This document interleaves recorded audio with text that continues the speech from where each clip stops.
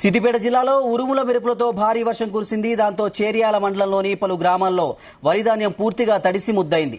Market యార్డులు, కల్లాల్లో ఆరబోసిన ధాన్యం మొత్తం వర్షానికి తడిసిపోయింది. దీంతో రైతులు లబోదిబోమంటున్నారు. తడిసిన ధాన్యాన్ని ప్రభుత్వం కొనుగోలు చేయాలని ఆవేదన వ్యక్తం చేస్తున్నారు.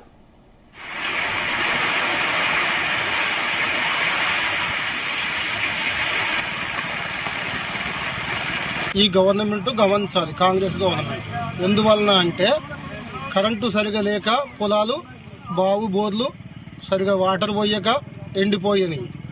తర్వాత రైతులు అటో ఇటో ఇబ్బంది పడి ఉన్న ధాన్యాన్ని మార్కెట్కి తీసుకొచ్చి మార్కెట్లో పోస్తే వర్షం పడి ఇక్కడ మిషన్లు సరిగా పట్టడానికి లేక నానా అవస్థలు పడి ఇబ్బంది పడి రైతులు ఆ ధాన్యాన్ని కూడా తడిసిపోవడం వల్ల బాగా రైతులు ఇబ్బందులకు గురవుతున్నారు. గురవడం వల్ల ఈ రైతు ధాన్యాన్ని తడిసినా కూడా ఈ కాంగ్రెస్ గవర్నమెంట్ తీసుకొని రైతులకు న్యాయం జరిపించాలని